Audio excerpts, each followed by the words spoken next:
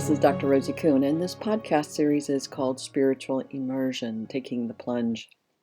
And the intention of this series is to support and empower you to be present to everything that's in your life from an empowered place. And it's really, we're not taught that, so that's why there's so many self-help podcasts and books and people talking about, hey, how do you empower yourself through hard times? How do you make sense of things that just don't seem to make sense given our perspective, our paradigm, our consensus view of reality? And so one of the elements of this series of podcasts is to support and empower you to take a look at it and go, what the heck is this all about? What's the point? What's the point of it all? And when you get to that point of what's the point, that's when things start to get kind of interesting, generally speaking. That's when you begin to go, well, a lot of people and people who have had fulfilling lives see the world in a particular way. And am I willing to see it how they see it? Am I willing to look at things differently? And that's a really good starting point, is just to say, am I willing to look at this differently? So I'm sure you've heard the statement, this is just another fucking growth opportunity. This is another frigging growth opportunity. And from my perspective, when we can look at things from our consensus view of reality, that life is hard, we struggle, we survive, and we're supposed to want to thrive. We're supposed to want to be fulfilled and happy, but it seems as if everything is against us. And we're also taught in this consensus view of reality to be afraid, be very afraid of like everything. And we're taught not to trust ourselves, trust the experts, trust the people who know, trust others, as opposed to trusting your own knowing. So part of this spiritual immersion process is beginning to go, well, wait a second, that's not true for me, or that's not working for me. That may work for other people, but that's not what's working for me. And I don't know how to find out what's working for me. I just know that this isn't it. And that's just another great starting point. Anytime we have an opportunity to say, wait, this isn't working for me, that's a really good point. That's the excellent point of going, yay, yay, yay, yay. I'm starting to own this doesn't work for me. I don't know what does work for me, but I know this doesn't. And so I'm going to stop doing that. And that's a really good point, a good starting point. It's the starting point for every single element of life. If it's not working for you, stop doing it. If a particular belief isn't working for you, stop believing it. Just stop. If a particular person isn't creating a sense of connection and engagement and respect for you, if you don't like being you with them, stop being with them. Even if that's your mother or your children or, a partner or your boss, stop being with them. Find ways to distance yourself from those relationships that don't add or contribute to your well-being. That's the bottom line. So people wonder why, this is related to what I just said, but it's another step to it, which is why do we have nightmares? Why do we have bad things happen to us? Why do we get cancer or diabetes or heart disease?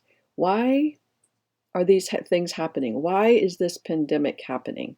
Why am I losing my job and everything else? Why is this flood happening? Why is this fire happening like in California? We can say, well, it's just the way it is, or we can begin to look at things like it's another growth opportunity. And if we're willing to take the next step and say, yes, this is a growth opportunity, how do I need to grow to shift and change some of these circumstances in my life? Now you're asking the right question, not what do I do, but how can I grow? But before that question, how can I grow? The more important question is, how am I not allowing myself to grow? How am I limiting or constraining my growth? How am I keeping myself from growing? How have I been afraid to grow? How have I been listening to others, hoping they would tell me what to do and not growing myself? How am I empowering other people, giving them my power as opposed to taking power and making choices for myself?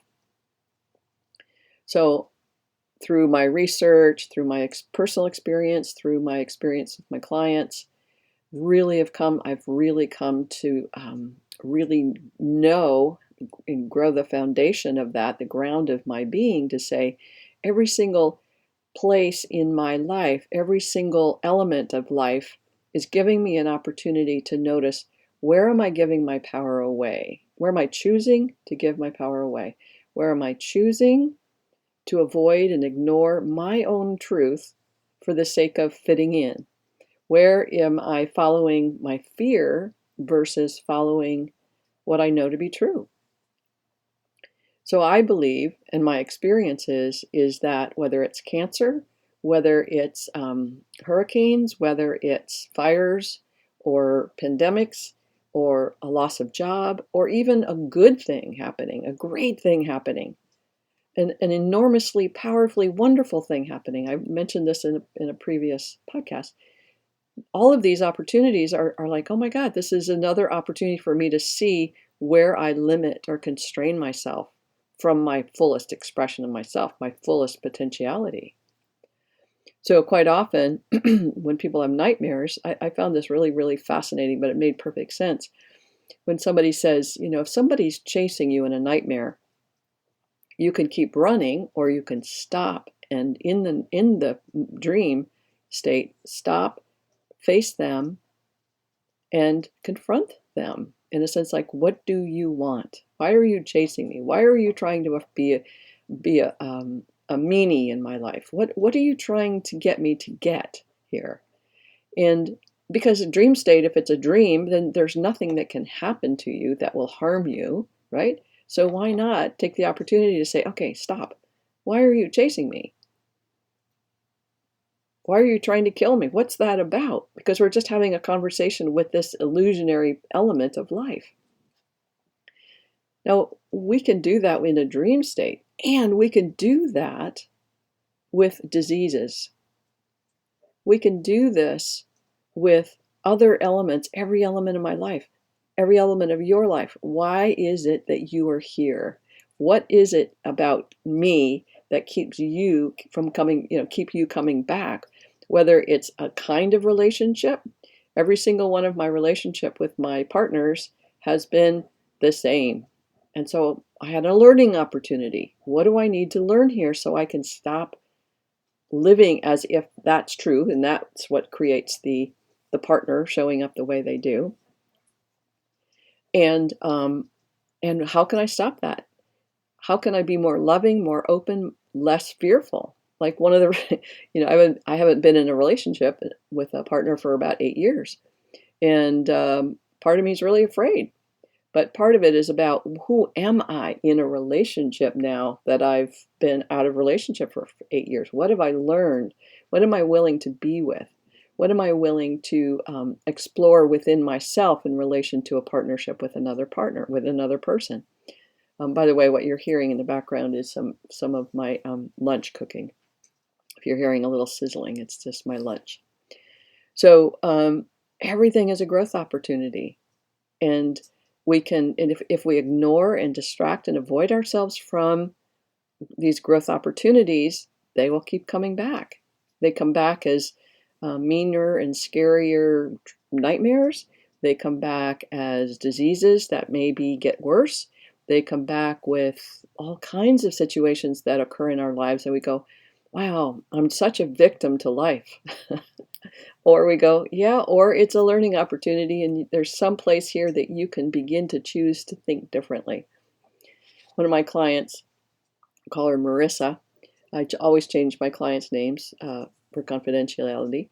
Anyway, as a child, she learned that she wasn't going to get what she wanted.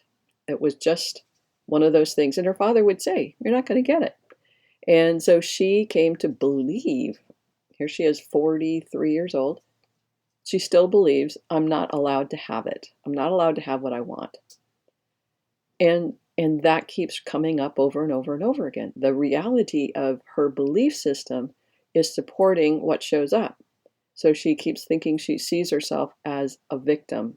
And a victim of her belief is I don't get to have what I want. Marissa has to change that point of view. She has to change that belief about herself so that something else can show up. She has to face that belief and say, why are you doing this to me? Why are you keep following? Why is this still part of my life? And anytime that we can address face to face with the scariest things in our life or the most prevalent things in our life, we can begin to make progress because we're not afraid to stop and say, what are you here for? What are you here to teach me? What am I supposed to learn by you? And it's like, oh, well, you can learn to think differently. You can learn to choose a different belief system. You can learn to, with cancer or a disease, we fight it and we're afraid of it and we have to kill it, as opposed to going, oh, I think this is a learning opportunity for me, a learning opportunity in how to love myself or how to love what I have been judging as bad or terrible.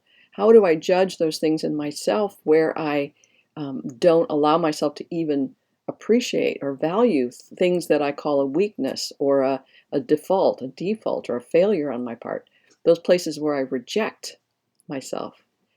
So there's so many opportunities, these learning opportunities to grow us. And the more that we're curious about that, the greater we are going to then become more living in serenity and acceptance and allowing of what is. I have a lot of skin cancer, and I've been being with it for many, many, many, many years, like 40 years and or more. And I'm learning to love it.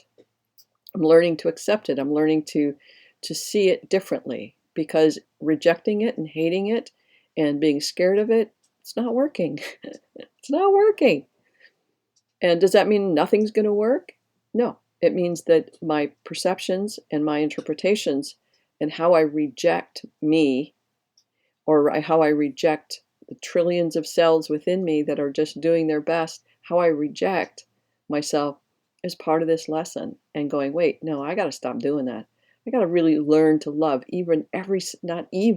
love every single cell in my being, every wrinkled cell, every whatever cell in my body, to learn to love it and accept it and embrace it and celebrate it, because it's kept me on the planet for 68 years. And hopefully will keep me on the planet for another 30 years, thriving, not just surviving, but thriving. So that's pretty much it for today. Just the spiritual immersion process is what every single one of us is in. And every single one of us is learning to love each other, and learning to love ourselves through every circumstance, every growth opportunity. If you have any questions or have any comments, you're welcome to leave them here, or you're welcome to email me at rosie@theparadigmshifts.com. And I have a website with lots of blogs and books and videos that you can check out. My books are on Amazon.com, so check them out. All right, bye for now.